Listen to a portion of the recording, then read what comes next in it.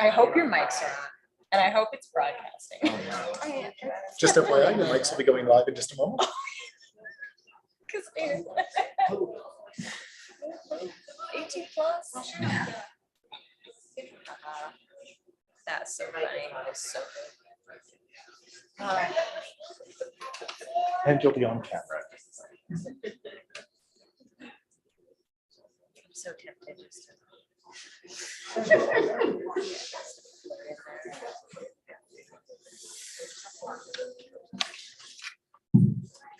Good evening, everyone.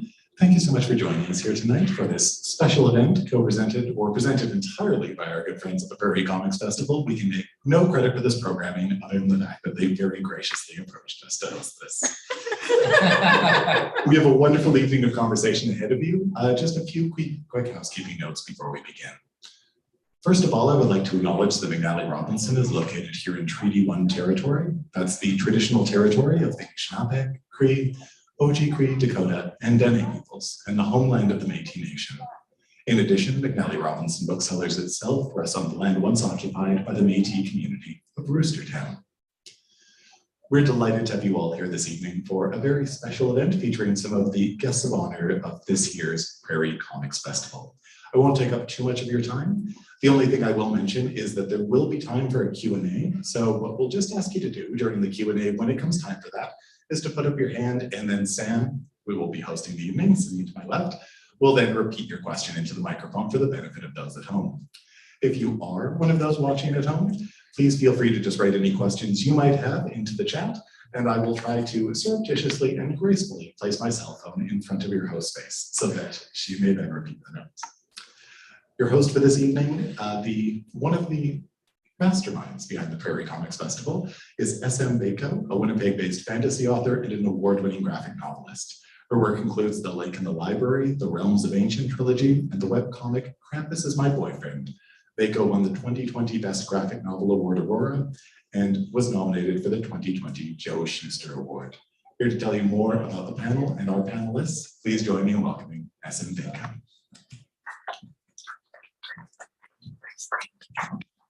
Thank you very much, John, and thank you everyone for coming tonight. Really appreciate it.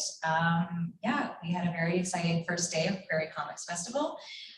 If you folks didn't stop by, it's at the West End Cultural Center. It is going on tomorrow from 11 till 5. It is a celebration of indie comics, which is basically all the folks there selling their work and exhibiting their work own the intellectual property. It is on their table, all of the artwork. None of it is fan art or derivative. It is all their own work. So we're very proud to have that event in our city where we can celebrate a really diverse, wonderful, independent comics community. And we are so very fortunate that we have these 3 incredible headliner guests who came from out of town to come and share their expertise and their professional experience and just their love and talent for comics with us in Winnipeg. So I will introduce you to them all, and then they will talk a little bit about themselves and what they do. Starting at the end, we have Johnnie Christmas. Yay! A very award-winning, incredible comic artist. And we have Cole Pauls. Both Johnnie and Cole are from Vancouver, and they're both great, and so is Megan Kearney. I will also introduce them. Please bear with me. It's been a great day. It's been a long day, but we're having a great time. Megan Kearney from Toronto. All right. Starting with Johnnie, can you tell us a little bit about yourself and your work? Sure. My name is Johnnie Christmas. I'm a cartoonist, as you all know. I'm the author of Swim Team, which was published last year from HarperAlley. It's a story of Bree. She's a young girl who moves to a new school in a new town, and the only elective available is Swim 101, but she's deathly afraid of the water. And it's based on my experience as a kid. I almost drowned. And then Bree almost drowned, learns to swim, joins the school swim team. But other than that work, I've also done a few other works. I've done a series called Tartarus, sci-fi adventure, Firebug, fantasy, and I worked with Margaret Atwood on the Angel Catbird series published through Dark Horse Comics back in 2016, 2017. So thank you all for being here tonight. Yay, Johnny. We're just gonna clap every time everyone talks because we need that good energy back. Tell us a little about yourself, Cole. Hi, everybody. My name's Cole. I'm originally from Haynes Junction, Yukon. Yukon. Represent. So I went to Emily Carr, graduated in 2015, made a comic called Pizza Punks, which ran in a newspaper in Vancouver for 5 years. And then I made a book called Dakota Warriors, which I self-published, the first 3 issues. And then I found a publisher for the collection. And then my latest book, Quandor, came out last winter. And I've just been promoting it for the last year. It's a short story collection of stories about myself, stories about my community, stories about my nation's cultural practices. Can you tell us about the nation that you're a part of? Oh yeah, I am Tahltan First Nation, but I'm also a Champagne-Ajax citizen. So I'm BC First Nation and Yukon First Nation. Awesome. Yay. I'm Megan Kearney, and I'm a Navy brat, so you can point to anywhere in Canada, and I'll claim that as a hometown. I'm here with Swan Lake tonight, which I did with Ray Terciero, a pen name for Rex Ogle. My comics journey sort of started in web comics, and since then I've done client work for companies like Disney and Epic and Scholastic. Right now I've got a couple things in the hopper with First Second and with Abrams, so I'm really looking forward to more adventures in traditional publishing. Yeah, wonderful. Yes, Twiles. And I have Cole, like I've just kind of met you, but I've known Johnny for a little bit, and I've known Megan quite a long time. I started out as a fan of Megan's, which she kind of, I think, just discovered on the panel today that we were on, following her webcomic, which she just posted for free on her website for many years. It is her own interpretation of Beauty and the Beast, and it's very, very dark and very introspective, and it has just a lot more layers going on than Disney is ever going to try. And everyone here sitting on this panel is an artist. And Johnny, Megan, and Cole have also acted as writers as well on their work or on other work as well. So they really come at indie comics from all angles, and we'll kind of talk a little bit about that. And I wanted to ask everyone to kind of maybe talk about their origin story. Like, where did the kernel of inspiration to become a comic creator come from, and how did that journey start for you? So, because I know that there are some folks who are always out there thinking about, how can I be you in the chair after decades of work? Can't I just skip that step and just do it now? You can, but beware. Let's start with you, Johnny. I am from Miami, Florida, and as a kid, I loved drawing and coming up with stories. And I went to an art high school. It's called Center for Media Arts, and we had a lot of programs that we could choose from. So I would bounce from one to the other.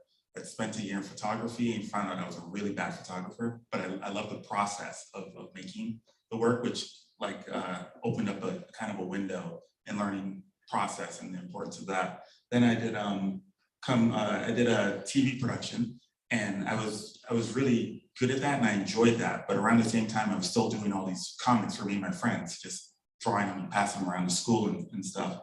And around that time, I ran across the work of an artist, Jim Lee, and Todd McFarlane, and a few others who started this comic company that they owned. And it was the first time that I saw comics that didn't look like what we call the house style, that looked, interchangeable.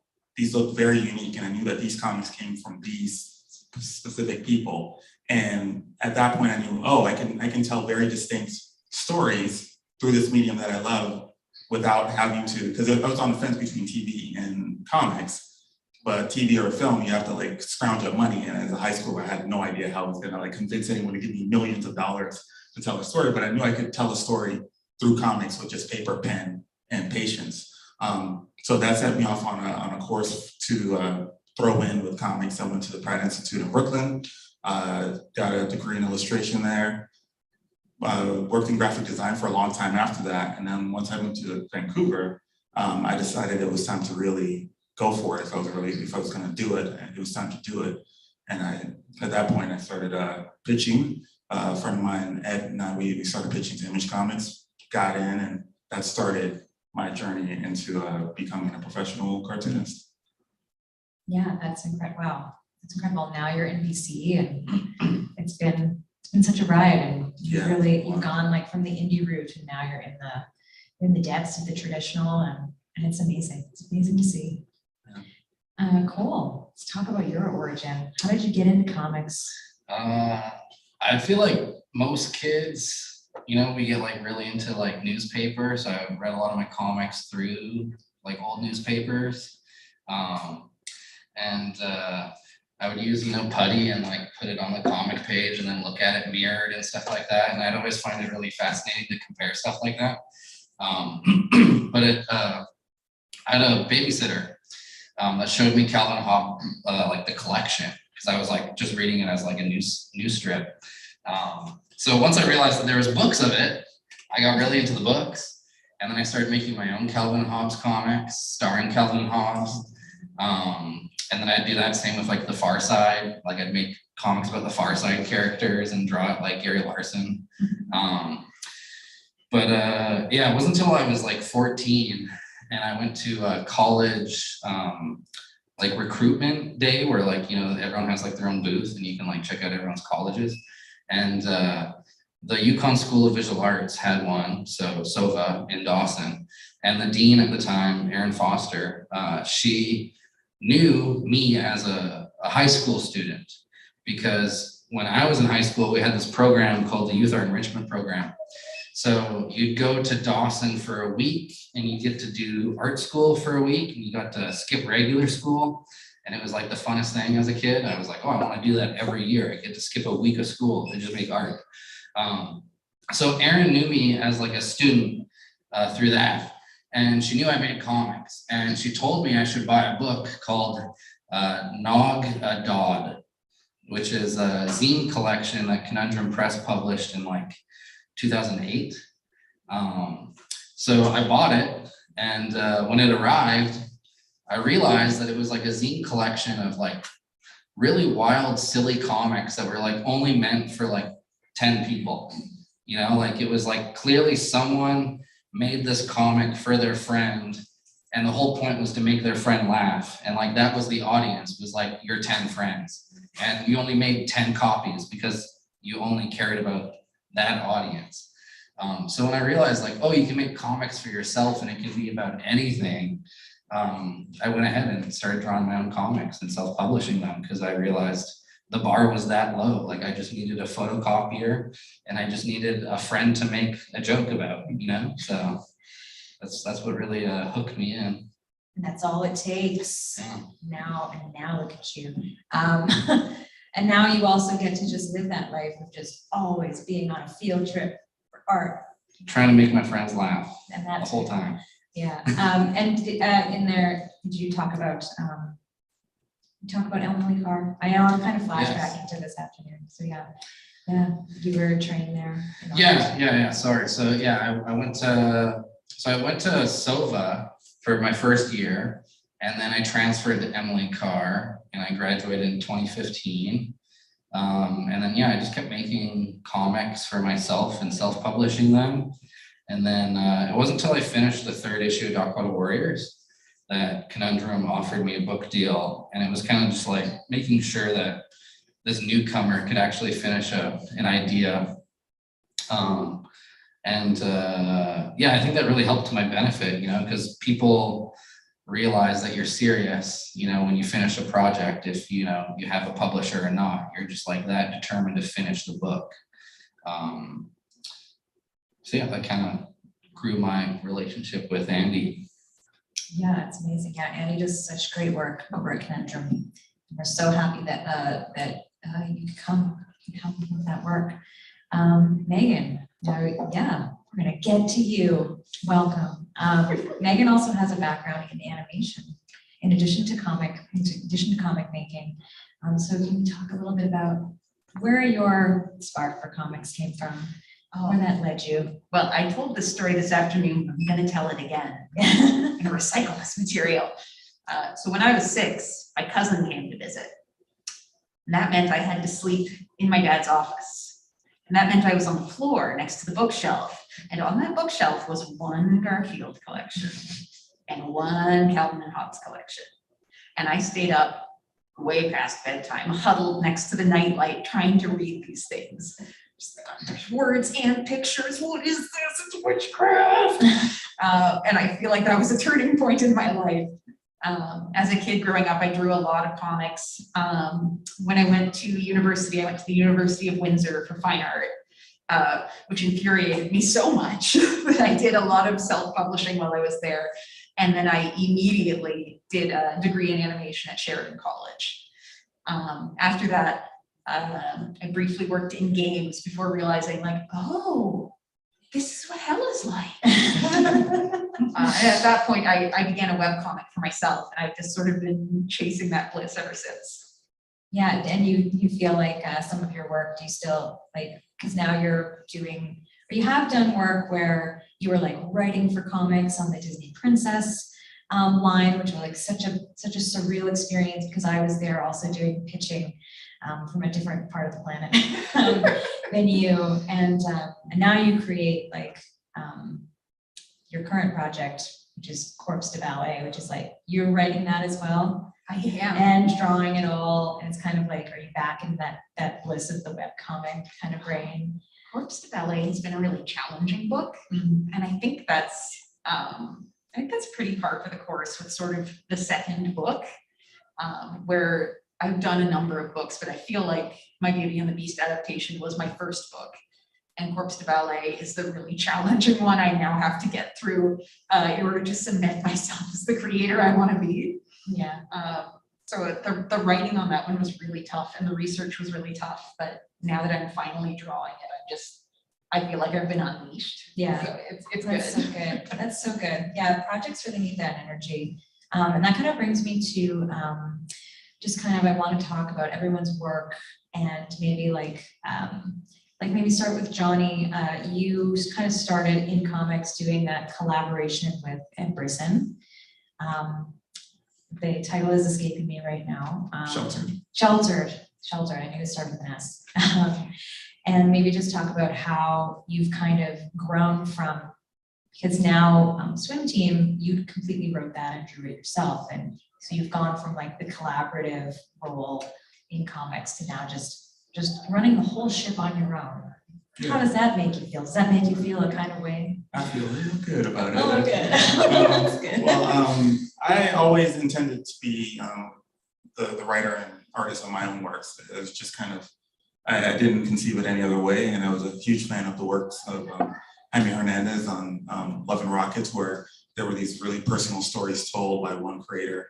Well, his brother works on the book as well, but on his own separate works. So that was kind of the template that I was forging, that I was gonna head towards. So, but when I met Ed, he was just as serious about making comics as I was, and it was really refreshing to meet someone like that. Because it's rare to find cartoonists, number one, but it's rare to find someone in any domain who's just as serious as you are. And he was making these short crime comics. So I thought as a creative challenge, it might be interesting to draw one of these crime comics that he was writing. So I was like, hey, Ed, it'd be cool if I'll draw one of your crime comics. And you're like, well, why don't we make a pitch instead and send it to a company and see if we can get published? So we did both. I did one of the crime comics and I did 5 pages as a pitch. And that once that pitch didn't go, but the very next one did. And that started me on my professional life as a cartoonist, as an artist. So I got in as an artist, whereas my intention was to be the writer artist. But I was in. So Ed and I, we did a series. We did 15 issues. And after that, I did like a short horror kind of series, like partially. And then after that, I worked with Margaret. I got an email and we started working together. So I had this like really great career as an artist, but I knew I wanted to do both. So it took a while, but I started doing a book called Firebug, which I wrote and drew. And but at the same time, I sent out pitches as a writer for other artists. So then the journey was trying to catch up with myself. Like I was like writing for other people and drawing for other people, but not writing and drawing my own stuff.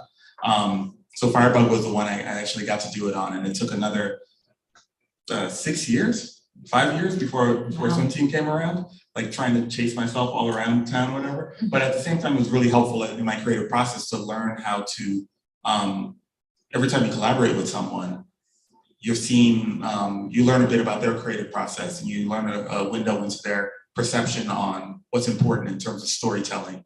And I think it really helped grow me as a cartoonist, even just working on my own stuff. I have an idea of how William Gibson might approach a story, or how Margaret Atwood would, or Ed Brisson would, or how I would approach as a writer for another artist, or how another artist would approach this storytelling problem.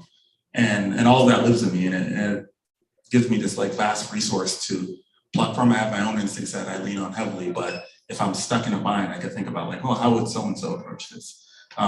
So it's really good doing it on my own, but it's reinforced by the experience of working with others. Yeah, and also just that, you were talking about how you can get a window into their perception, and that then influences what's important to you as the visual storyteller. So it does change you in a way. And so you're bringing what you've learned from that to your own stuff, especially, you did this kind of strange project with Margaret Atwood that was just so cool. And it's a superhero comic, the Angel Catbird series. There's 3 books. And you were saying this afternoon on another panel that, the story was really important to her, but she really didn't have the chance to tell it like until so much later in her career. And then that you got to work with her doing the artwork on that. If you could maybe just talk about like just that experience working with her on those books. Sure. Yeah. A friend of mine, I got an email from a friend of mine who said, "Hey, Margaret Atwood's looking for a collaborator on this on a project." So I thought, whoa, Margaret Atwood, cool. I'm going to send her the darkest stuff I've got. So I sent her these like, crazy sci-fi, like, ultra, not violent, but like brooding art pages. Sent it, and I just didn't think I'd ever hear back. But very shortly after, I got a response like, "Oh yeah, like she liked your work. Like you guys can start emailing and seeing what's there." And it turns out the project she wanted to work on wasn't dark and brooding at all. Yeah, because like as you're explaining, I'm like, it's such a cheerful, colorful, like just like trips and becomes Angel Catbird. I'm thinking Roxy Craig. I'm thinking Handmaid's Tale. I'm thinking like really like the gritty, like soul rending stuff. And Angel Catbird is just so jaunty and good time. Yeah. Yeah, like she was a fan of Canadian comics in the 1930s and Golden Age comics, and had and she has these drawings that she did ever since she was a kid of a cat with wings, like flying cats. Yeah. So she loved comics. She had this idea, and I guess she was just trying to find the right way to like bring this to fruition. And also a lot of it helped cats and preservation of birds and keeping. That's right, because there's a lot of footnotes in there. Absolutely. About cats and urban birds, and you're really learning a lot in those books. Very much so. About yeah, and it was a great collaboration. She was a great collaborator, very open-hearted and open to collaboration. Mm-hmm. It wasn't dictatorial, like it's got to be this way. It was very like I learned a thing or two about like the freedom of collaboration and just how open she was to play, Mm-hmm. and open to all ideas, like the best ideas. Like sometimes the editor would throw in an idea, and if it's a good idea, work on it with that one. Yeah. It wasn't very like territorial. Yeah. So like Yeah, it was great. It's a great experience. That's like the dream experience that you want on a project. Unless you're only working by yourself and you're the only other collaborator and you're super difficult too. So just where a lot of the problems lie. But speaking of that, Cole Pauls, have you ever collaborated with anyone? Yeah, I've done a bunch of comics with people who have either co-written a story with me, or it's like their story and I'm drawing it, and I've really kind of like I coach them through how to write it, because they're not normal writers, they're kind of just like normal people, or like family members of mine who like don't write. So it's like, okay, I'm gonna get you on the phone, I'm gonna record everything that is said, but I'm also gonna tell you how I'm gonna do it, and then I'll send them my thumbnails. And it's kind of more just like, that's awesome, that's great, that's terrific. But the other collaborators I have are kind of like, they comb through my work to make sure that everything's culturally accurate. They're making sure that like there's no spelling mistakes in the native languages that I'm using and stuff like that. And those are the people who were like, like, you did this wrong, this color shouldn't be beside this color, like they'll tell me like the cultural impact of like doing this versus doing that. There's times like in Dakota Warriors where I wanted to include a song, like a performance in the comic. And I was told just straight up like, no, we don't want to have that in the comic unless it's like a performed song. Like they didn't want it like as a written song, they wanted it to be like sung. So there's stuff like that where it's like, I'm kind of just like passing on this idea of like, how do I include this? And then one of my community members will be like, that's a great idea. Or they'll be like, don't even touch that, leave it alone. Yeah. So yeah, it's a bit different than having like a writer. Yeah. And that's really important too, because you are still requiring an influence in that outside opinion on one arena. But as far as the story goes, but also like that input you're talking about that does affect the story a bit, and then you have to work around to solve that problem because you're also the writer in addition to the artist, and that is still an important collaborative piece that I think a lot of people don't think about in comics, and it is kind of it's also just in general a common just sign of the market. When you pick up a graphic novel and you see the art and you just think artist did it all, artist did the art and writing, and then you don't realize there's usually an artist, a writer, a colorist, a letterer, and an editor, and all of them together created the final product. So there can be a lot of moving pieces to visual art and written medium like comics.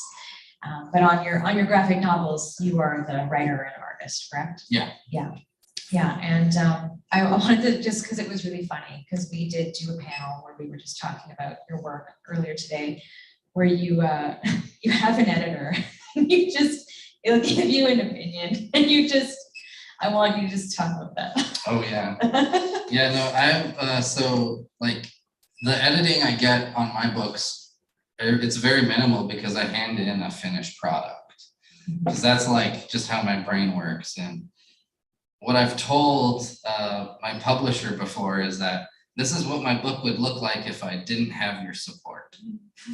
And I just want you to put your sticker on the spine, and I want you to hit print. And Andy has respected that. He's been like, okay. And there has been times where, he's like, how about you switch these pages around? Or I don't get why you did X, Y, and Z. And then I go, well, here's my logic behind it, and I'm not changing it. And usually when I explain my logic, he goes, okay, it's your book. You're the one who has to live with it.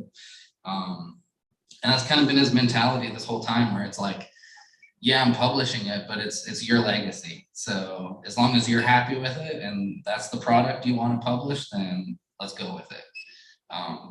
So I've been able to veto every single suggestion my publisher has given me. Which is just like, it's just so funny because I haven't yet met a creator where it's like you have that.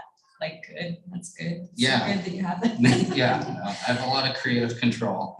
Oh, good. And then Megan, kind of from the collaboration discussion standpoint, you have done projects where you were just the writer, like the Disney princess stuff, and then you've done projects where you're just the artist. So can you talk about from both sides of the coin what that collaboration experience is like? I like being able to do all the things. I described it as sort of like, oh, I put on my writing hat and I hang up my artist hat or what have you. As a writer, I think I have to keep my ego out of the equation. I have to remember that what I'm doing is putting down a script that I'm then going to hand off to an artist who is the director, the costumer, the prop designer. Every other job you would see on film is what the artist is doing. The writer is just the script writer. So I try and remember to, once it's done, I take my ego out of the way and I send it off to the expert. And then on the other side, when I'm wearing my artist's hat, it's got a white brim. There we go. When I'm wearing my artist's hat, what I kind of really want is for the writer to like give me the script and go away. That's why I try and respect the artist when I am the writer, because I would like to have my expertise respected when I'm the artist. To put it in terms of filmmaking, the writer is the script writer and the artist is everything else. I'm the best boy. I'm first grip. I'm craft services. Yeah. Yeah. But yeah, as an artist writer, when I'm doing both on the same project, then it's much easier because I'm only in conversation with myself. I don't need to go to that level of detail that I would if I were just the writer. And I also don't have to worry about my interpretations the way I would if I were just the artist. It's very freeing when you can just be interpreting your own work. I'm going to cruise on vibes. This is fine. Right. I was going to ask a question based on that, how you said that. So because you aren't having to create like a very detailed outline for anyone to really follow, and it's just for you, you don't find that like challenging, because at least when you're doing the very detailed outline, you have basically written out absolutely every problem that could go awry, and then you have solved it. Do you just say, I'll solve that later? It's okay. I do for a lot of things, and I'll fix that in post. Yeah. Like I'll let the art will surely solve this story problem. I'm sure this will be fine. Future Megan can deal with this. Yeah. That's always fun when you become future Megan. You're like, oh no, why didn't I plan for this later? Yeah, just having that control. And were you saying you're also lettering your new one as well? Well, this current Oh no. this current publisher says it's their practice to have artists letter themselves, which I've never considered myself strong at. And so All those comic artists in the audience. this has been a challenge to me. Just because I don't feel confident in it. I've always felt that was sort of a deficiency. I didn't have the training in that. So it has taken an enormous amount of time that it really by no rights ought to have. But to that though, I would say like lettering itself is a whole other art of like design and layout that people will go and do the training and do a ton of practice for. So if you're suddenly it's like if you weren't ever a comic writer, but you were a very proficient comic artist, having to switch and suddenly put on a hat that doesn't really fit. It's like going to a concert and then midway through someone throws a flute at you and yells, jazz solo. Yeah, it is. That is funny and challenging. In my head, I'm like, how can I help you with that? Yeah, yes. Can you just talk a little bit about your work on the Disney princess stuff? Oh, I think we both know a bit about the Disney princess stuff. We do. Yeah, because like side note, so I've known Megan quite a long time, and we were actually both asked at some point through different avenues to pitch strip scripts for these little mini anthologies that featured Disney princesses. And they had an artist, Amy Meverson, who was doing all of the artwork. And we had to come up with concepts for strips. And then like in huge batches, like you were saying, yeah, you had to do 40 where just concepts like Mulan making a pun or something. And this is all of my concepts ended with making a pun. With making a pun, and then this is what the punchline is. And then but you have times 40 in all these different situations. Like I had some like really random ones, like Ariel at a seahorse race. or That's really good. They yeah, didn't take that they one? didn't take that one, no, which was, it was so derivative of the Little Mermaid mini like series. Remember the The cartoon television series? show. The television I remember Stormy the Wild Stormy the Seahorse. Wild Seahorse. I was just really pulling from what I knew. And then you give them the 40 concepts. And then what would they say? Yeah, so this was a very strange job. And I think it is one of the few jobs I've done where the exposure was worth it. Don't work for exposure unless it's Disney. Yeah, so essentially I would submit to them a document of what we call springboards, which is sort of a 1-sentence pitch for something that could happen in a comic. And because I'm an overachiever, I'd be like, well, more is better. More is definitely better. Here are 45 springboards. And they would go, okay, Megan. And they'd come back and they'd say, okay, we liked these 20. Can you develop these 20 into full scripts? Say, okay, yeah, I can do that. And so I'd write up all of these scripts. And then they would send them to corporate. And corporate would say, we'll take these two. Give her $25. Yeah. Yeah, that is what, and it was funny because you'd batch them and you'd say, wow, I'm getting $25 per every one of these springboards. I'm gonna be a zillionaire. I'm gonna buy a house. I mean, yeah, they buy 2 and then they edit them, and they're only 4 panels long. Oh, yeah. Did you know Snow White's not allowed to interact with apples? It's Yes. too distressing for her. Yeah. It's in the packet. Yeah, yeah. But yeah, and then the company, the publisher will quietly go bankrupt and not pay you that $25. Yeah. And it was a strange little thing, but it was a good exercise in just fast writing, like conceptualizing.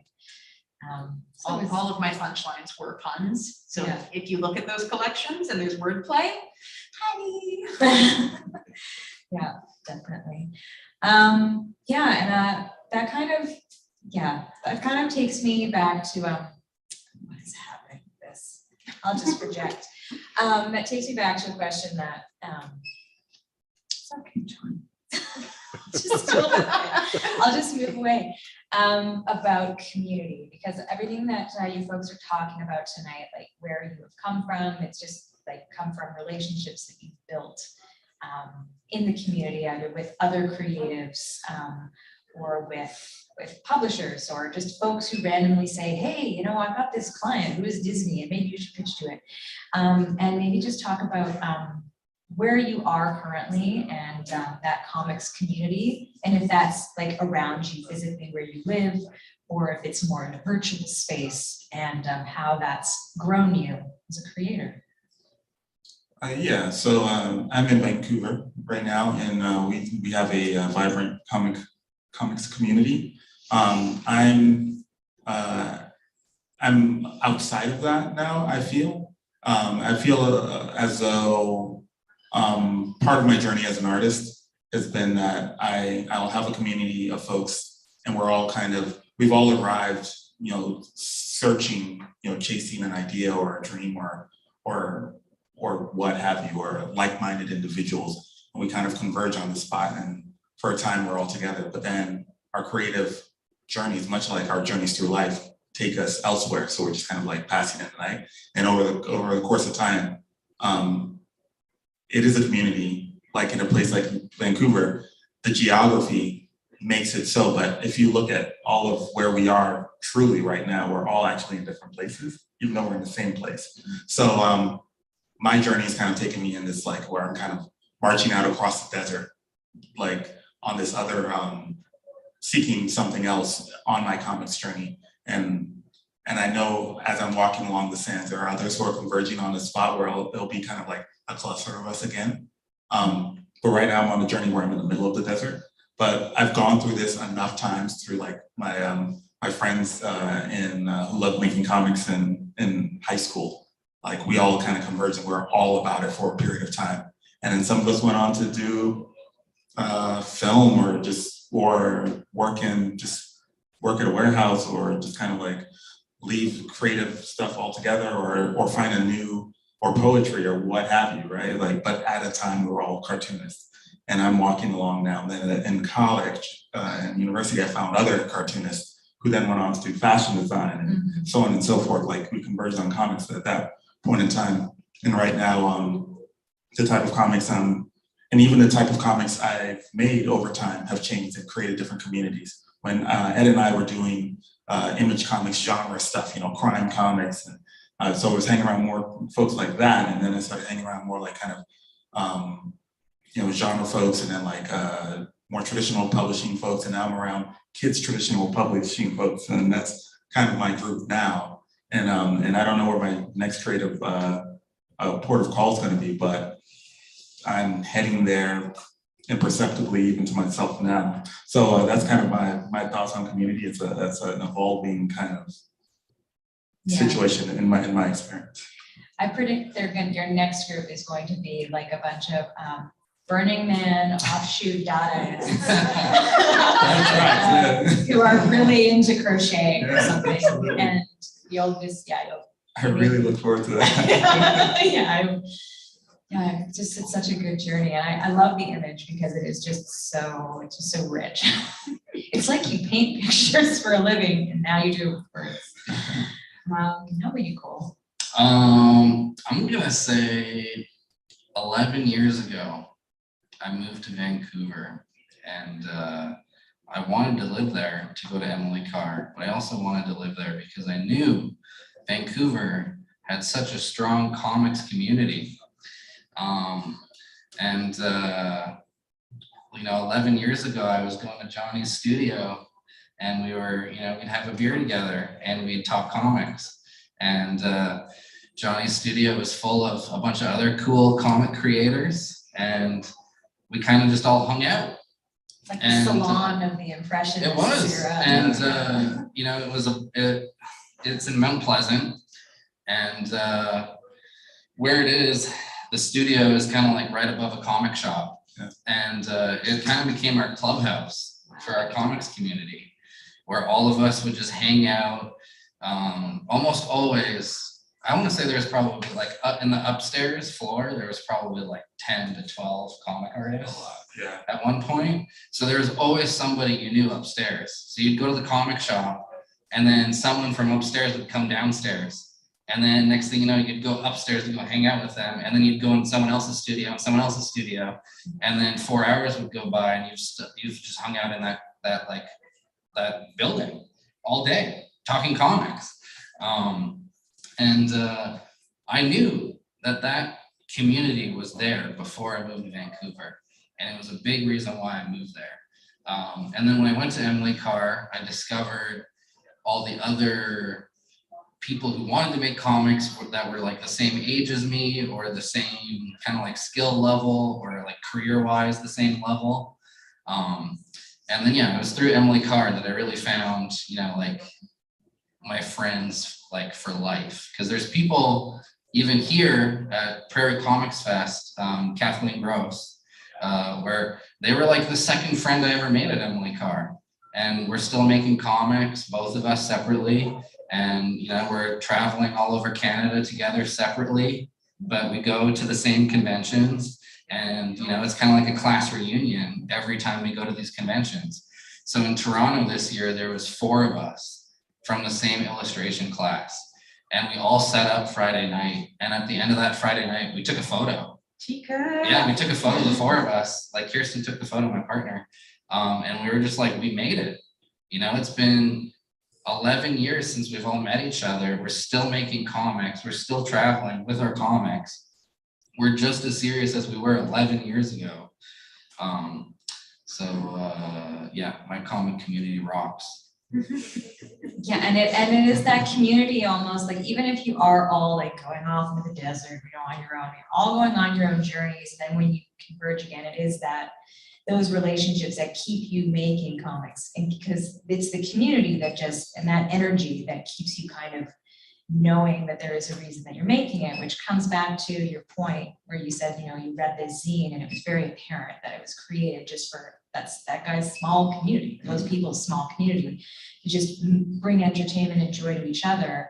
And then that just perpetuates, and then it just gets larger and larger as your career goes on and your body of work grows, because that you have not only the support of your community, but you've drawn the inspiration from them working, and that's why supporting community is so important, and having those environments coming back to them. You know, speaking on that, actually, my friend in high school who doesn't do comics at all, probably hasn't drawn a comic in I don't know how many, a million, so long.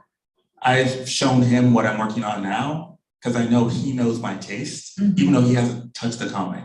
So the community still, even though like we're off on different places, the places that you left still have are still rich resources for you. Yeah. And he was just like, oh yeah, I can see what you did there. And I know that's not what you wanted to do. And I was like, Yeah. you're the only person who saw that. And I haven't talked to you about this work. He was just like read it and was like, and he's not a comics person, but he was a comics person. Exactly. That is part of his identity. and more importantly, like he knows me, we came out in the same suit together, same memorial suit, you know, Wow. creative suit, you know, Yeah. so we're like, you share brains with all these people all over the place creatively, you know? Yeah, I love that so much.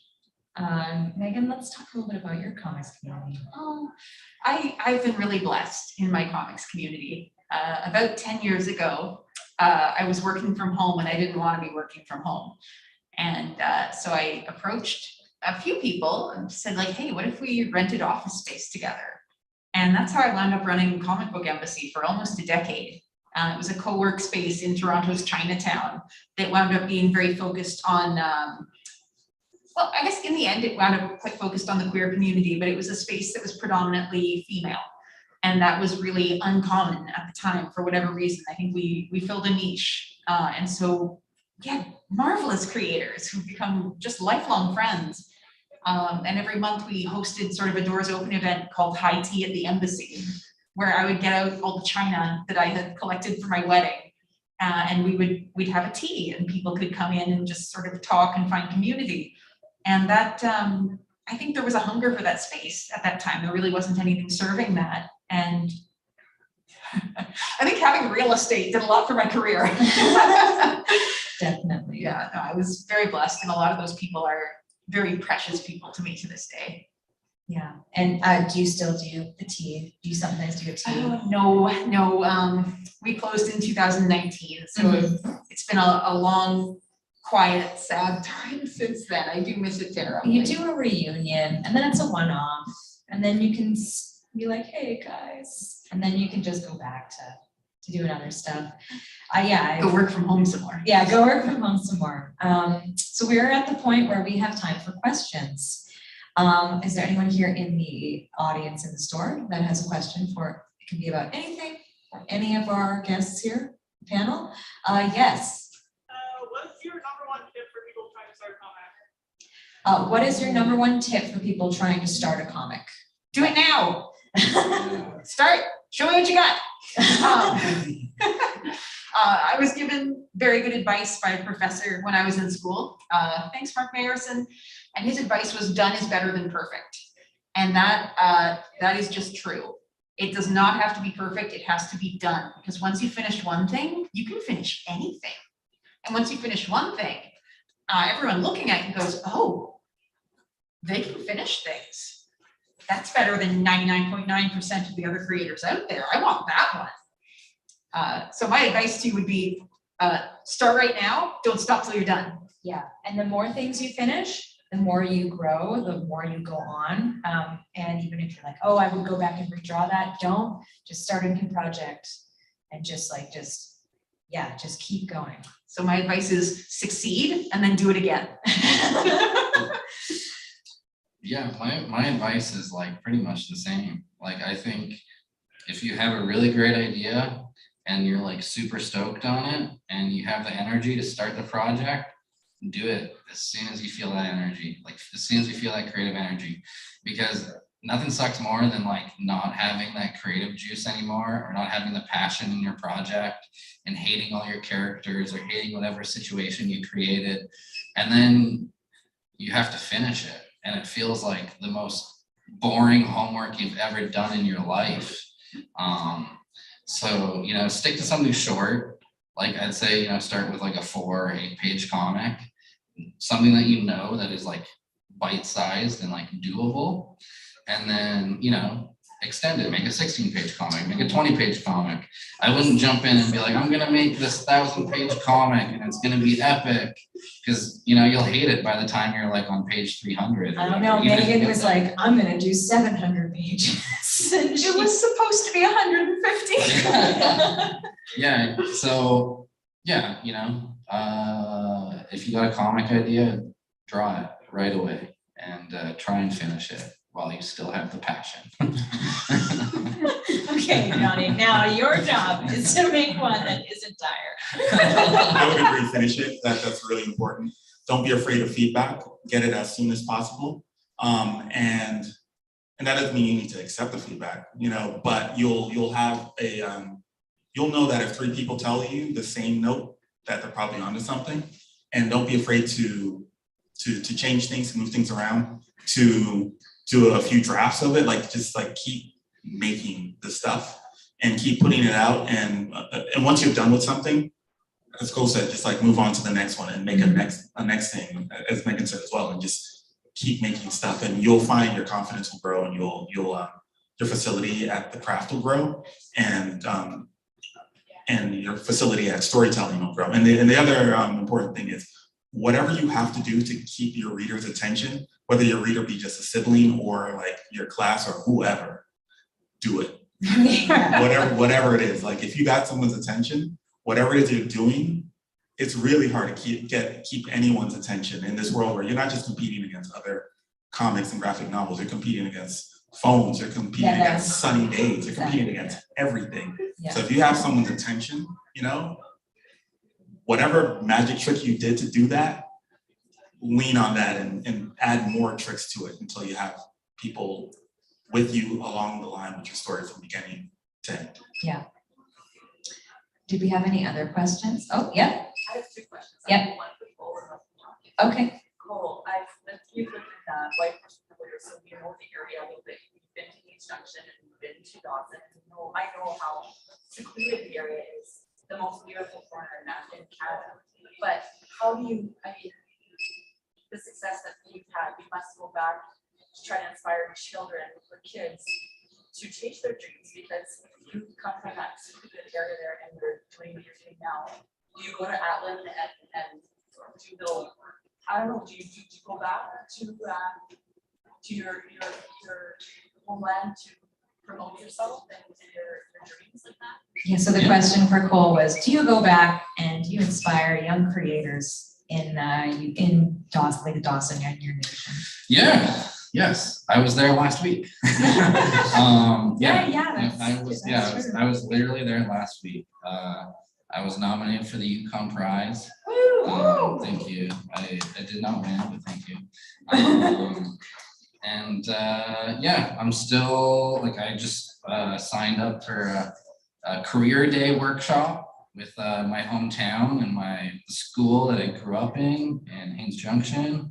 I still go back to my community. I still do work with my community. A lot of the teachers that taught me, almost all of them are gone now, but the few that are still at my high school, like love me and like really try and include me in everything they can. Same with my nation, like my nation hires me all the time to do t-shirt designs or website drawings and stuff like that. So my work is like all over the Yukon now. Like I just did a bunch of work for Yukon Health. So like every hospital has my artwork in it right now. So there's a lot of stuff like that. And it's nice too, because a lot of community members now are telling me that like they find comfort in my work because it reminds them of home. So when they're in like super sterile places or scary places like a hospital, they can only see my art and they can think of me or they can think of home. I do go home a lot and I do interact a lot with my community still. And I think that we both really benefit from it. Amazing. And what's your second question? For Johnny, I don't know how long you've been in Vancouver now, but how long? 14 years. Okay. So I'm curious, what do you miss the most from home, from the States, and what do you love the most about it? That's a great question. What I miss the most from home, I miss the the directness, in the States. It's very direct. I've had many times because I lived in New York for a time as well, where you will walk into a place and like hate someone right off the bat. And by the end of the night, you're like best pals. Like it's just hot all the way down the line. I don't like that guy's face. And by the end of it, it's just like what? You like that too? And blah, blah, blah. And I went back to New York. I've gone back a few times over the past year, and every night I would go somewhere, I'd be sitting next to someone, and we'd strike up this like massive epic conversation every single time. That doesn't happen so much here. Sir, we are tepid here. Thank you very much. However, in Canada, I found, especially in Vancouver, it was the only place I've lived in Canada, is that when I lived in New York, if I had to do 3 things in a day, that was a big day, huge day, like drain everything out of you. Because since everything's so hot, everything's hot. Like, if you go to get a You're just driver's emotionally license. charged, doing everything. You're just like, Well, like if you need to get a driver's license and you go down to the driver's license place, like they'd act like, what are you doing here? It's like, I'm here to get a driver. This is what we do here, right? This is what you do, right? Like, but in Vancouver, you can do like 8 things in a day, no problem. Everything is very like, civility is very important in Canadian life, and man, it really is helpful. Like no joke. yeah. And Vancouver is just massively beautiful. People are really kind and friendly. Yeah, which has been a massive improvement. I mean, that's why I live in Vancouver and not Miami or New York. For all the things that I love about those places, like I don't want to live there. You know what I mean? Like I would love to visit. I love going back, and I love being there. It's just and too drinking efficient that in. emotionally here. What? It's just too emotional. Can't be Super Saiyan all the time. Yeah. Yeah, it's Super Saiyan. Yeah, it's just like not only is there physical space, but there's like mental space. Like I can like zone out and like actually be a part of my environment in a way that you can't when there's like a million people in your face all the time. Definitely. I think we have time for one more question, and unless we are. John Taves, from your Wizard of Oz screen, are there any questions from the YouTube stream? They are watching, but they are not inquisitive. Okay, well, thank you. Come on, guys. Come on, guys. Thanks for being out there, wherever you are in the ether. So yeah, I would just like to say thank you to Johnnie, Cole, and Megan for coming all the way to Winnipeg and for coming here tonight. Finale. You can purchase copies of their books on this table here, and they will sign them for you. I'm not sure John will talk about the signing procedure, if it is still, we have to move the signing table, or we can just stay here now. Yeah, feel free to ask them any questions, and also they will be at Prairie Comics Festival tomorrow. Our hours are 11 until 5 p.m. at the West End Cultural Center, and you can come, and if you go to bed tonight and you're like, actually, I did have a question for Megan about what good Pokemons she's caught on Pokemon Go. This is important.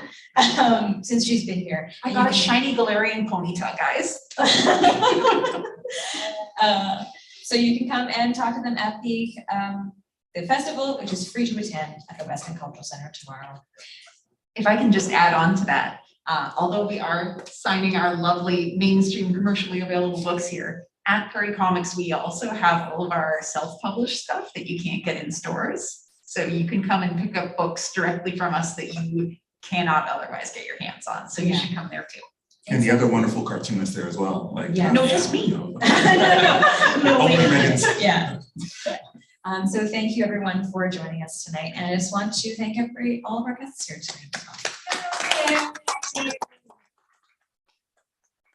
Thank you.